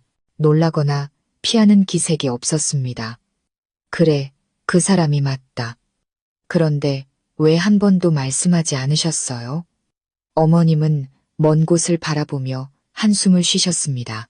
그 사람 이름을 부를 때마다 살점이 뜯겨 나가는 것 같아서 견딜 수가 없었다. 저는 잠시 망설이다가 다시 물었습니다. 하지만 예전에 어머님이 그분은 가질 수 없는 사람이라고 하셨던 게 기억나요? 편지나 글귀들도 마치 어머님이 그분을 남몰래 고통 속에서 사랑했던 것처럼 느껴졌어요. 그분이 법적인 남편이셨다면 왜 그러셨던 거예요? 어머님은 오랫동안 침묵했습니다. 밤바람이 불어와 마당의 마른 바나나 잎 몇 개를 흔들었습니다. 어디선가 밤새가 두어 번 울고는 조용해졌습니다. 그리고 어머님은 봉인되었던 기억의 층을 하나씩 열듯 천천히 한 글자 한 글자 말씀하셨습니다. 내가 그 사람과 결혼했을 때 그 사람은 다른 여자를 사랑하고 있었기 때문이다. 저는 깜짝 놀랐습니다. 네, 뭐라고요? 그 사람은 다른 여자를 사랑했어. 결혼까지 약속한 사이였는데 사고로 그 여자가 세상을 떠났지. 그리고 나는 그때 그 사람 곁에 있었어. 내가 그를 돌보고 위로하고 함께했지. 그리고 그는 나랑 결혼했어. 사랑해서가 아니라 고마워서 저는 할 말을 잃었습니다. 그래서 어머님은 항상 자신이 제3자라고 느끼셨던 거군요. 어머님은 슬프게 웃었습니다. 그래, 법적인 아내였지만 나는 단 한 번도 진심으로 사랑받는다고 느껴본 적이 없었다. 나는 그 사람을 미치도록 사랑했지만 그의 눈은 항상 다른 곳을 향해 있었지. 저는 목이 메었습니다. 그러다가 그분은 교통사고로 돌아가셨군요. 그날 그는 강릉으로 차를 몰고 가던 중이었어. 옛날에 그 여자와 언덕 위에 작은 통나무집을 짓겠다고 약속했던 그곳으로. 하지만 차가 고갯길에서 미끄러졌지. 그 소식을 들었을 때 나는 심장이 터지는 것 같았다. 그래서 내가 사진과 편지를 유일한 사랑의 증거처럼 간직했던 거야. 어머님은 눈시울을 붉히며 고개를 끄덕였습니다. 그래, 나는 미친 게 아니었어. 그냥 놓고 싶지 않았을 뿐이야. 평생 그 남자 한 사람뿐이었으니까. 비록 한 번도 온전한 적은 없었지만. 저는 어머님의 손을 잡았습니다. 그 순간 시어머니와 며느리라는 거리감은 사라졌습니다. 오직 사랑 때문에 고통받았던 두 여인이 조용히 아픔을 나누고 있을 뿐이었습니다. 제가 속삭였습니다. 어머님, 어쩌면 어머님은 선택받은 사람은 아니었을지 몰라요. 하지만 어머님은 곁에 남은 사람이고 자식을 키우고 집을 일으키고 모든 것을 짊어진 사람이에요. 그것만으로도 어머님은 평온을 누릴 자격이 충분해요. 어머님은 입술을 깨물었습니다. 눈물이 제 손등 위로 떨어졌습니다. 고맙다, 수진아. 곁에 있어줘서 고맙다. 그날 밤 시어머니와의 대화로 저는 잠을 이룰 수 없었습니다. 수년간 함께 살면서 한 여인이 그토록 깊은 고통을 마음속에 묻고 살 줄은 상상도 못했습니다. 살아도 사는 게 아닌 겉으로는 웃고 말하지만 속은 결코 온전하지 못했던 사랑에 골마 터진 삶. 저는 모든 것이 명확해졌다고 생각했습니다. 어머님 과거의 밑바닥까지 다 보았다고 생각했습니다. 하지만 저는 틀렸습니다. 사흘 뒤 밤 11시 37분 제가 책을 읽고 있을 때 전화벨이 울렸습니다. 모르는 번호였습니다. 저는 망설이다 전화를 받았습니다. 여보세요. 전화기 저편에서는 나이가 지긋해 보이는 쉰 목소리의 여성이 들려왔습니다. 혹시 김숙자 씨 며느님 되시는 수진 씨 맞으신가요? 저는 놀랐습니다. 네, 맞는데요. 누구시죠? 여성의 목소리는 마치 눈물을 삼키는 듯 낮아졌습니다. 제 이름은 항이라고 합니다. 숙자 씨의 오랜 친구이자 숙자 씨와 진혁 씨 사이의 모든 일을 지켜본 사람이라고 할 수 있죠. 제가 전화한 이유는 수십 년 동안 차마 말하지 못했던 것이 있기 때문입니다. 이제는 당신이 알아야 할 것 같아서요. 진실은 영원히 묻혀서는 안 되니까요. 저는 숨을 죽였습니다. 심장이 쿵쾅거렸습니다. 말씀하세요. 항이라는 분은 천천히 마치 딱지가 앉은 고통을 다시 헤집는 듯 한마디 한마디 이야기를 시작했습니다. 그때 저랑 숙자는 사범학교 동기였어요. 숙자는 예쁘고 다정하고 공부도 잘해서 따르는 남자가 많았죠. 하지만 진혁 씨를 사랑하게 되면서 완전히 변했어요. 마치 미친 사람처럼요. 매일같이 미래를 꿈꾸고 상상에 잠겨 살았죠. 하지만 안타깝게도 진혁 씨는 숙자에게 온 마음을 주지 않았어요. 그는 당시 군청 근처 목공소 사장 딸인 수라는 아가씨를 깊이 사랑했었거든요. 둘은 열렬히 사랑했지만 순의 집안에서 진혁 씨 배경이 변변치 않다고 엄청나게 반대했어요. 제가 끼어들었습니다. 그런데 왜 진혁 씨는 어머님이랑 결혼한 거죠? 항 아주머니는 한숨을 쉬었습니다. 수가 억지로 다른 남자와 결혼하게 된 후 진혁 씨는 완전히 무너졌어요. 가장 고통스러울 때 숙자가 곁에서 돌보고 위로해주다가 임신을 했죠. 진혁 씨 집안에서는 두 사람을 결혼시킬 수밖에 없었어요. 하지만 아가씨도 알다시피 진혁 씨는 숙자와 결혼했지만 옛사랑을 잊지 못했어요. 그리고 숙자는 그 사실을 결코 용서하지 못했죠. 저는 할 말을 잃었습니다. 이야기는 제가 생각했던 것처럼 단순하지 않았습니다. 죽음으로 갈라선 아름다운 사랑이 아니라 억지 결혼, 한쪽의 광적인 사랑, 그리고 다른 한쪽은 여전히 옛 그림자를 좇는 관계였습니다. 항 아주머니는 말을 이었습니다. 하지만 제가 이제 하려는 이야기가 가장 가슴 아픈 부분이에요. 진혁 씨의 죽음은 완전히 사고는 아니었어요. 저는 아찔했습니다. 무슨 말씀이세요? 네, 그날 저는 제 눈으로 똑똑히 봤어요. 진혁 씨가 잔뜩 화가 난 얼굴로 집을 나서는 것을요. 그 1시간 전에 숙자랑 크게 다퉜거든요. 그리고 그는 오토바이를 타고 대관령 고갯길을 넘어 강릉으로 가려고 했어요. 그런데 그가 떠나기 전에 저는 숙자가 마당에 서서 무언가 작은 봉지를 오토바이 연료통에 넣는 것을 봤어요. 저는 목이 메었습니다. 그 말씀은 시어머님이 진혁 씨 죽음과 관련이 있다는 건가요? 항아주머니는 머뭇거렸습니다. 확신할 수는 없어요. 단정 지을 수는 없죠. 하지만 며칠 뒤에 제가 조심스럽게 물어봤을 때 숙자가 그러더군요. 그 사람이 다른 여자와 약속했던 곳으로 돌아가기로 선택했다면 그저 그 생을 마치도록 내버려 둬야지라고요. 저는 온몸이 떨리고 쌀쌀한 날씨에도 땀이 흘렀습니다. 왜 이제야 말씀하시는 거예요? 무서웠어요. 숙자는 제 가장 친한 친구였고 차마 말할 수도 마주할 용기도 없었어요. 하지만 며칠 전 당신이 숙자 씨를 병원에 모셨다가 집을 나갔다는 소식을 들었어요. 이제는 모두의 해방을 위해 진실을 다시 꺼내야 할 때라고 생각했어요. 저는 항 아주머니에게 감사 인사를 전하고 전화를 끊었지만 마음은 폭풍우가 몰아치는 것 같았습니다. 몇 %를 믿어야 할지 몰랐지만 그 우연의 일치들은 너무나 무서웠습니다. 시어머니가 여전히 진혁 씨 사진을 끌어안고 작은 기념품 하나하나를 간직하며 그는 내가 가질 수 없는 사람이었다고 고집하던 모습이 떠올랐습니다. 어쩌면 그건 그가 그녀를 선택하지 않아서가 아니라 그녀가 결코 자기 자신을 용서하지 못했기 때문은 아니었을까. 저는 이 사실을 남편에게 바로 말하지 않고 숨겼습니다. 확인이 필요했습니다. 다음 날 저는 시골로 내려가 진혁 씨의 옛 연인이었던 수 씨의 가족이 운영하던 목공소 자리를 찾아갔습니다. 이제 공장은 문을 닫았고 작은 집 한 채만 남아 있었습니다. 수소문 끝에 동네 주민들이 마당에서 나무를 다듬고 있는 70대 노부인을 가리켰습니다. 바로 수할머니였습니다. 이미 사별하고 혼자 살고 계셨습니다. 할머니는 소박한 목조주택에서 저를 맞이했고 최진혁이라는 이름을 듣자 눈시울을 붉히셨습니다. 내 인생에서 처음이자 마지막으로 나를 설레게 했던 남자였지. 저는 조심스럽게 물었습니다. 진혁 씨의 죽음이 사고라고 생각하세요? 할머니는 눈을 가늘게 뜨고 깊은 생각에 잠겼습니다.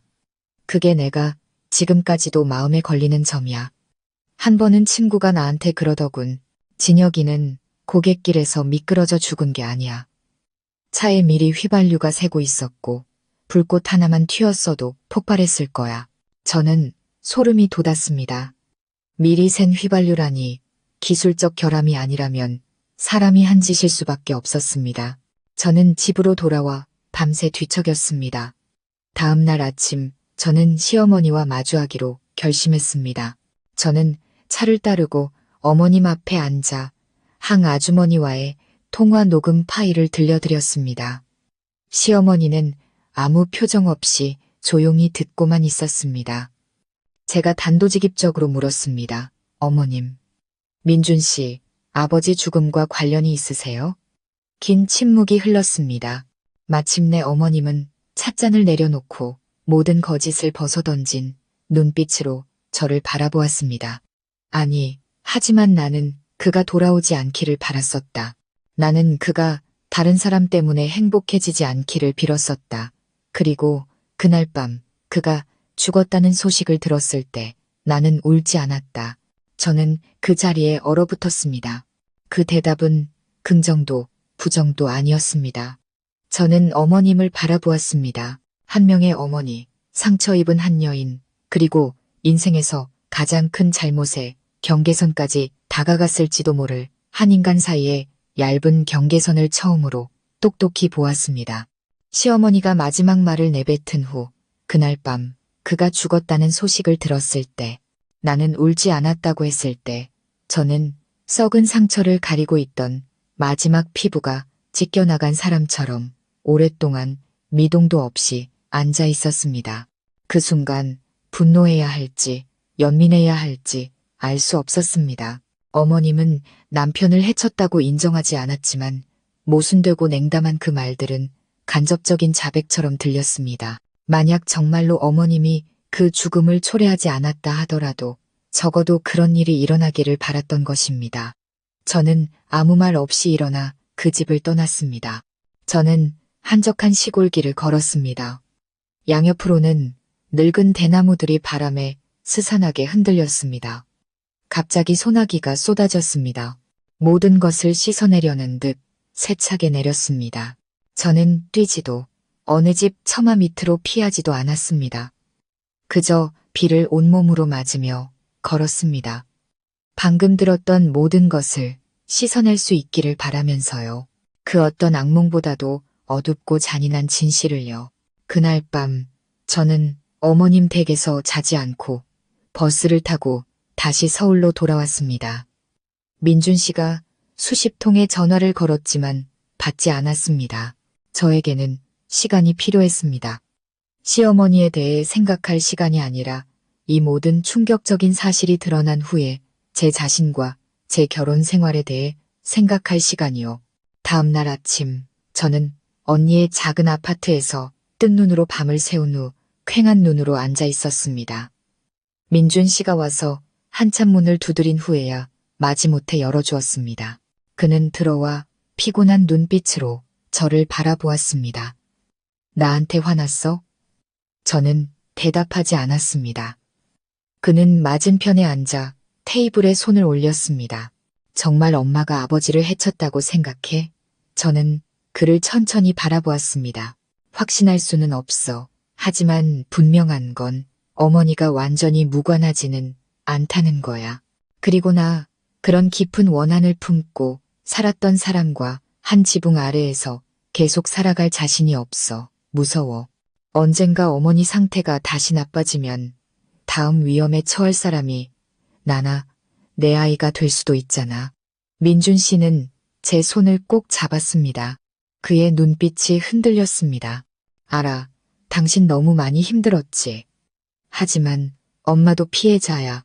엄마는 30년 동안 그림자처럼 살아왔어. 엄마가 불쌍하지 않아? 저는 씁쓸하게 웃었습니다. 불쌍하죠. 하지만 불쌍하다고 해서 반드시 공포 속에서 살아야 한다는 뜻은 아니에요.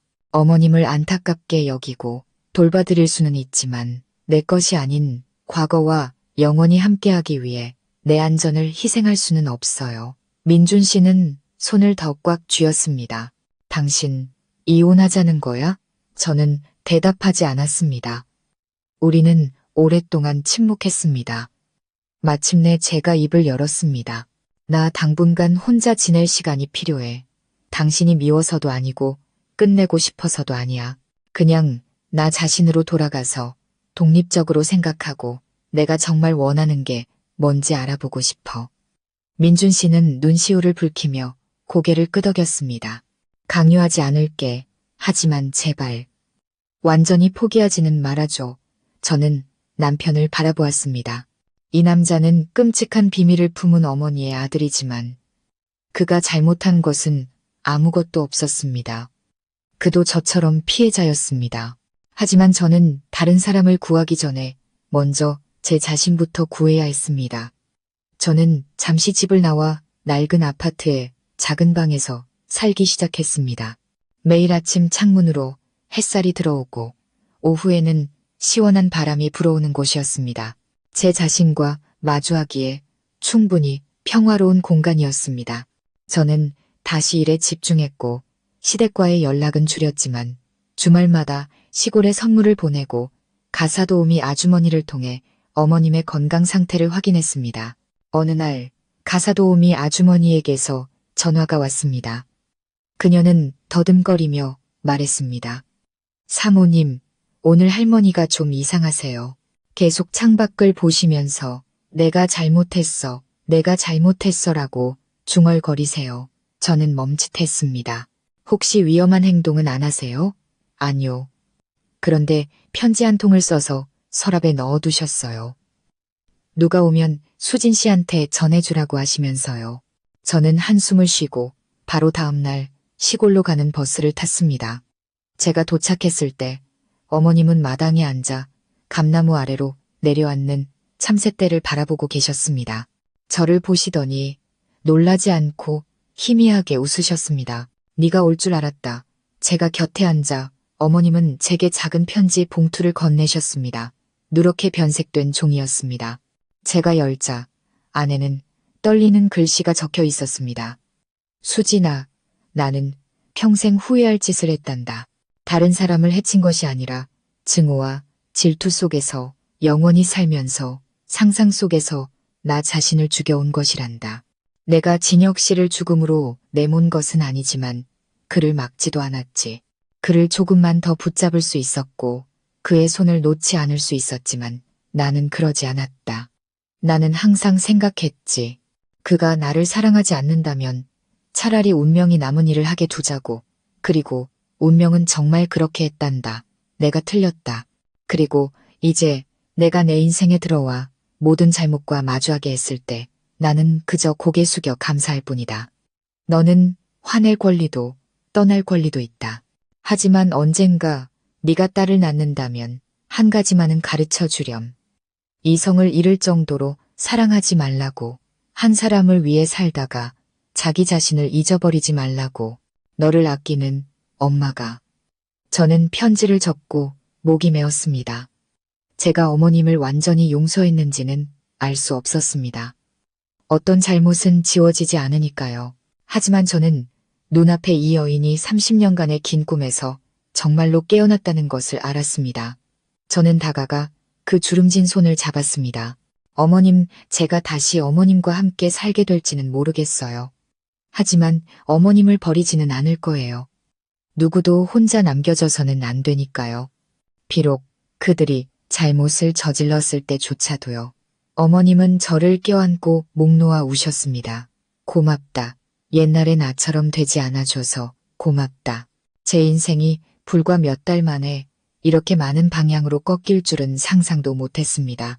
평범한 결혼 생활을 하던 한 여자에서 시어머니의 짙은 기억의 층 속으로, 시아버지의 눈물겨운 죽음의 진실 속으로, 그리고 용서와 도피 사이의 싸움 속으로 휘말려 들어갔습니다. 그리고 이제 저는 또 다른 큰 전환점과 마주해야 했습니다. 하지만 이번에는 다른 사람의 이야기가 아닌 바로 제 자신의 이야기였습니다.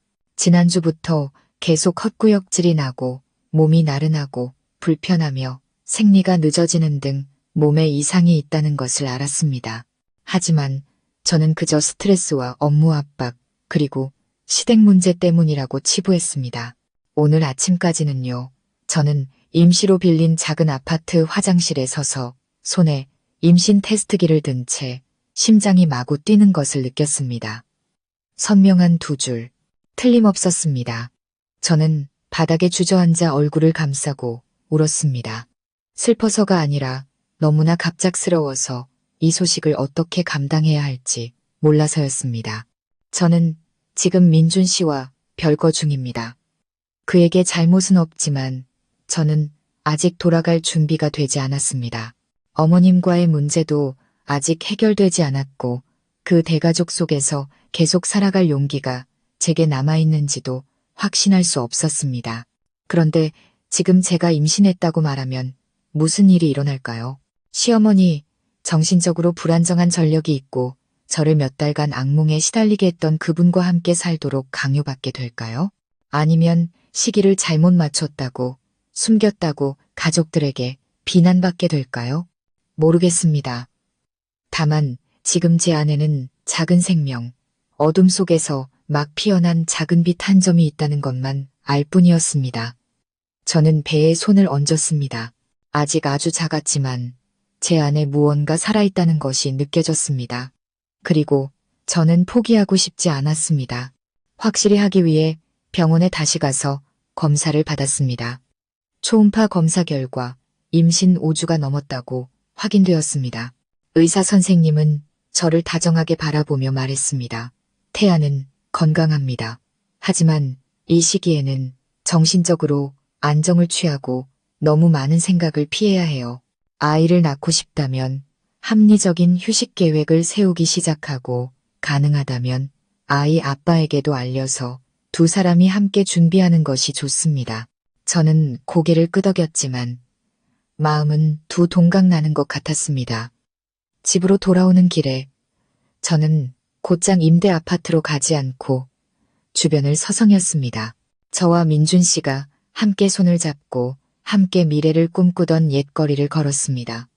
그가 보고 싶었습니다. 상처와 분노, 그리고 멀어져야 할 수백 가지 이유가 있었지만 그는 여전히 제가 사랑했고 믿었고 평생을 함께하기로 선택했던 사람이었습니다. 저는 길모퉁이의 작은 서점 앞에 섰습니다. 작년에 그가 제게 엄마 되기, 사랑의 여정이라는 책을 사주었던 곳이었습니다. 그때 저는 웃으며 사람 잘못 골랐네요 라고 농담했지만 이제는 그것이 예언이었을지도 모른다는 생각이 들었습니다. 그날 밤 저는 방에 돌아와 푹신한 베개를 배에 꼭 껴안고 오랫동안 누워 있었습니다. 더 이상 울지 않았습니다. 모든 두려움이 사라지고 이상하리만치 차분한 마음만 남았습니다. 저는 휴대폰을 열어 민준 씨의 번호를 눌렀습니다. 손이 떨렸습니다. 하지만 이번에는 전화해야만 했습니다. 벨이 3번 울리고 그가 전화를 받았습니다. 수진아, 그의 목소리에서 걱정이 묻어났습니다. 괜찮아, 며칠 동안 전화해도 안 받아서. 저는 그의 말을 끊었습니다. 나 당신 만나야겠어. 내일 당장 중요한 할 얘기가 있어. 그냥 지금 말해. 아니, 당신 얼굴 보고 말하고 싶어. 그의 목소리가 부드러워졌습니다. 알았어. 언제 시간 괜찮아. 내가 갈게. 다음 날 아침 저는 결혼 후 첫 생일을 함께 보냈던 옛 카페에서 그를 만나기로 했습니다. 그는 일찍 와 있었습니다. 여전한 그 모습, 여전한 그 익숙한 눈빛. 단지 얼굴이 전보다 더 초췌해 보였습니다. 저는 자리에 앉아 빙빙 돌리지 않고 말했습니다. 나 임신했어. 그는 숨을 멈췄습니다. 눈을 크게 뜨고 입을 벌렸지만 아무 말도 하지 못했습니다. 저는 고개를 숙였습니다. 지금이 좋은 시기가 아니라는 거 알아. 우리가 별거 중이고 앞으로 어떻게 될지 모른다는 것도. 하지만 난 이 아이를 포기할 수 없어. 그냥 당신이 알아줬으면 했어. 그는 손으로 얼굴을 가렸습니다. 잠시 후 손을 내리며 목이 맨 목소리로 말했습니다. 수진아, 날 뭐라고 생각하고 이 사실을 숨기려고 했던 거야? 저는 입술을 깨물었습니다. 당신을 못 믿어서가 아니야. 그냥 그 집으로 어머님과 함께 내가 아직 감당할 준비가 안 된 것들 속으로 다시 끌려 들어갈까봐 무서웠어. 그는 고개를 끄덕였습니다. 알아. 정말로 알아. 당신이 너무 많이 힘들었고 내가 제때 당신을 지켜주지 못한 게 내 잘못이야. 그는 눈물이 그렁그렁한 눈으로 저를 바라보았습니다. 하지만 더는 혼자 감당하지 마. 당신이 따로 살고 싶다면 그렇게 해. 당신이 어떤 지원이든 필요하다면 내가 다 해줄게. 아이를 어떻게 키울지, 어디서 낳을지, 뭘 먹고 뭘 입을지 그냥 말만 해. 내가 곁에 있을게. 저는 눈물을 터뜨렸습니다. 반대하고 집으로 끌고 가고 용서하라고 강요할 거라고 마음의 준비를 하고 있었는데 그가 제 뜻대로 살 수 있도록 한 발 물러서 줄 줄은 몰랐습니다. 내가 다시 당신 아내로 돌아갈 수 있을지는 모르겠어. 제가 솔직하게 말했습니다. 하지만 우리는 함께 좋은 부모가 될 수 있어. 그는 눈물을 흘리며 미소 지었습니다. 그것만으로도 충분해. 세상의 다른 많은 부부들보다 훨씬 나아. 일주일 후 저는 다시 산부인과 검진을 받으러 갔습니다. 이번에는 민준 씨가 함께였습니다. 그는 신혼부부처럼 제 손을 잡거나 제 곁에 바싹 앉지는 않았지만 그의 시선은 항상 저를 향해 있었습니다. 마치 제가 돌아보기만 하면 언제든 기댈 수 있다는 듯이요. 검진 후 그는 저를 데리고 식사를 하고 새 단화한 켤레를 사주었습니다. 조심해서 다녀야 해. 더는 하이힐 신지 마. 저는 고개를 끄덕였습니다. 마음이 한결 가벼워졌습니다. 집에 돌아와 저는 서랍을 열어 시어머니의 낡은 편지들을 다시 꺼내 읽었습니다. 더 이상 어머님께 화가 나지도 예전처럼 무섭게 느껴지지도 않았습니다. 그저 애처로울 뿐이었습니다. 그리고 저는 제 아이를 잔인한 기억으로 가득 찬 집에서 키우지 않겠다고 스스로에게 약속했습니다. 어떻게 되든 저는 제 아이가 사랑과 온전한 정신 속에서 살 수 있도록 모든 노력을 다할 것입니다. 시어머니와 시아버지가 모두 잃어버렸던 바로 그것을요. 임신 9주차에 접어들었습니다. 제 몸에는 뚜렷한 변화가 생기기 시작했습니다. 얼굴은 더 창백해지고 가슴은 답답하고 후각은 예민해졌으며 사소한 일에도 감정적이 되곤 했습니다. 하지만 아마 가장 큰 변화는 제 마음속에서 일어났을 겁니다. 저는 더 천천히 사는 법을 배웠고 옛 상처들을 놓아주는 법을 알았으며 제 안에서 자라나는 생명을 위해 더 멀리 내다볼 줄 알게 되었습니다. 민준 씨는 여전히 매주 저를 찾아왔습니다. 우리는 다시 합치거나 별거하는 이야기는 더 이상 꺼내지 않았습니다. 우리 사이의 관계는 이제 마치 처음부터 다시 쌓아 올리는 것 같았습니다. 서두르지도 기대하지도 않고 오직 아이라는 더 중요한 존재에 대해 함께 책임감을 가진 두 어른으로서 존재할 뿐이었습니다. 저는 여전히 작지만 평화로운 임대방에서 살았습니다. 매일 아침 창문을 열고 신선한 공기를 깊이 들이마신 후 배에 손을 얹고 아이에게 몇 마디 속삭였습니다. 나중에 아이가 아들일지 딸일지 모르지만 저는 항상 아가라고 불렀습니다. 어떤 예측에도 얽매이지 않도록 충분히 다정하고 성별이 없는 호칭이었습니다. 그날 오후 정기검진을 마치고 병원에서 막 돌아왔을 때 건물관리인이 저를 1층 로비로 불렀습니다. 아침부터 할머니 한 분이 사모님을 찾으시네요. 시어머님이라고 하시던데요. 저는 깜짝 놀랐습니다. 아래로 내려가 보니 시어머니가 라일락 나무 아래 돌벤치에 혼자 앉아 계셨습니다. 얼굴은 많이 수척해 보였고 머리에 두른 스카프 사이로 흰머리가 선명하게 보였습니다. 낡은 천 가방을 품에 안고 있었는데 그 안에는 네모난 무언가가 정성스럽게 쌓여 있었습니다. 저는 가까이 다가갔습니다. 어머님, 서울에는 어쩐 일이세요? 미리 연락도 없이. 어머님은 눈시울을 붉히며 저를 바라보았습니다. 네가 거절할까봐, 예전처럼 나를 피할까봐 무서웠다. 저는 어머님의 손을 끌어 옆에 앉혔습니다. 어떻게 되든 어머님은 제 아이의 할머니신데요. 제가 왜 피하겠어요? 어머님은 고개를 끄덕이며 제게 가방을 건네주셨습니다. 내게 직접 전해주고 싶은 게 있구나.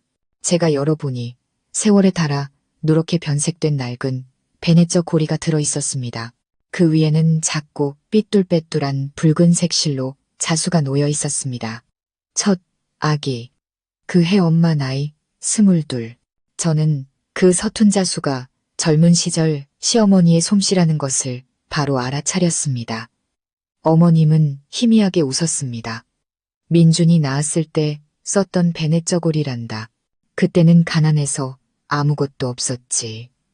시장에서 산천 조각에 산후조리하면서 한 땀 한 땀 바느질해서 글씨를 새긴 게 전부였어. 이걸 수십 년 동안 간직했단다. 저는 갑자기 코끝이 찡해졌습니다. 저는 베넷 저고리를 무릎 위에 놓고 주름 하나하나를 부드럽게 쓰다듬었습니다. 이걸 내게 주마. 내 아이를 감싸주라고. 그 아이도 제 아비가 그랬던 것처럼 소박함 속에서 세상을 맞이할 수 있도록 내가 작게나마 옳은 일을 하고 싶어서 그런다. 저는 고개를 돌려 어머님의 붉어진 눈시울을 보았습니다. 어머님은 떨리는 목소리로 말을 이었습니다. 내가 너를 무섭게 했던 사람이라는 거 안다. 이기적이었고 어둠 속에 나를 가두고 무심코 다른 사람까지 끌어들였지. 하지만 네가 떠났다가 다시 찾아와주고 또 고맙다는 편지까지 썼을 때 나는 더 이상 고집부릴 게 없다는 걸 깨달았다. 내가 해야 할 일이 남았다면 그건 너와 내 손주에게 속죄하는 것이다. 저는 어머님의 손을 잡았습니다. 그 손은 여전히 앙상하고 뼈마디가 굵었지만 더 이상 떨리지 않았습니다. 저는 진심을 담아 말했습니다. 어머님, 지난 일들을 잊지는 않았어요. 하지만 더는 화나지 않아요. 어머님처럼 너무 큰 고통을 안고 헤어나올 방법을 몰랐던 여자들도 있다는 걸 이해해요. 오늘 어머님이 이렇게 다가와 주셨는데 저도 마냥 가만히 있을 수만은 없죠. 어머님은 제 손을 꼭 쥐고 고개를 끄덕였습니다. 눈물이 입가로 흘러내렸습니다. 잠시 후 저는 일어나 어머님을 방으로 모시고 올라가 쉬게 해드렸습니다. 방은 좁아서 두 사람이 편히 안기에 빠듯했습니다. 어머님은 방을 한 바퀴 둘러보시고는 한숨을 쉬셨습니다. 여긴 너무 작구나. 나중에 내 배가 더 불러오고 아이를 낳으면 어떡하니? 제가 웃으며 말했습니다. 3개월 뒤에 더 큰 아파트로 옮길 생각이에요. 모든 게 점점 괜찮아지고 있어요. 내가 올라와서 도와줄까? 내가 널 불안하게 했던 거 알지만 이제는 달라. 다른 층에 따로 지내면서 방해 안 할게. 그저 손주를 돌보고 싶을 뿐이야. 저는 어머님을 바라보았습니다. 마음 한구석에는 여전히 경계심이 남아있었지만 다른 한편에서는 이 여인이 정말로 깨어났다고 속삭이고 있었습니다. 저는 천천히 고개를 끄덕였습니다. 생각해 볼게요. 하지만 변해주셔서 감사해요. 어머님.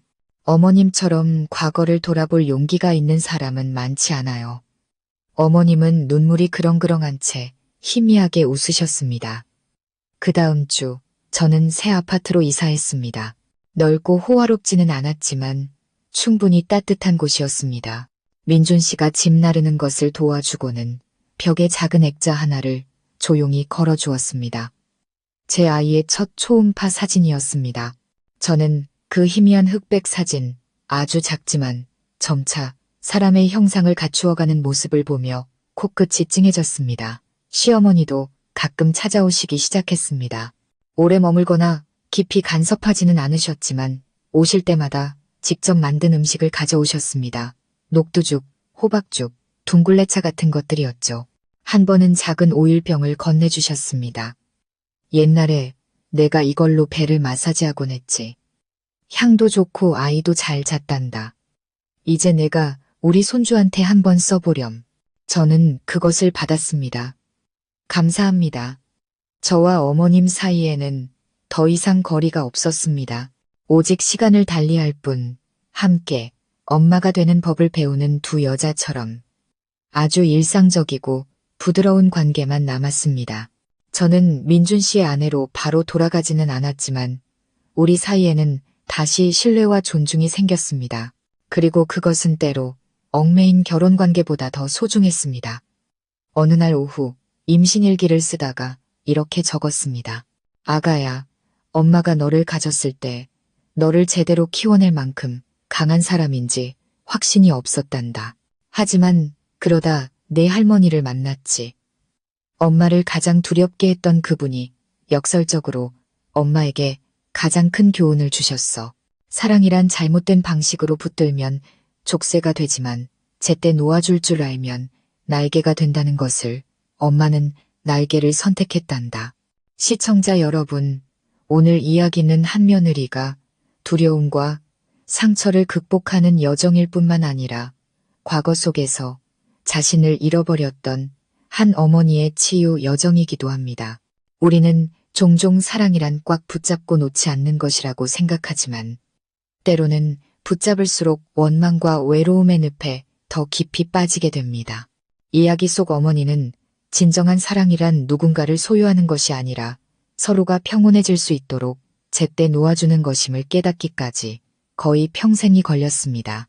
그리고 두려움에 떨며 떠나고 싶어 했던 며느리는 자신과 아이를 지키기 위해 경계를 잃지 않으면서도 용서를 선택했습니다.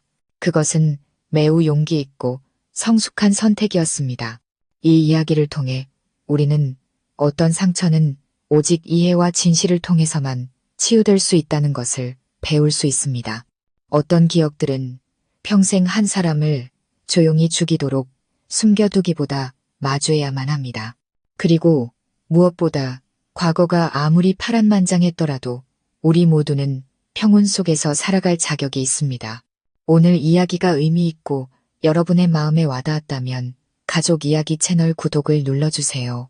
매일 우리 함께 또 다른 인생 이야기와 깊이 있는 삶의 교훈을 나눌 수 있도록 말입니다.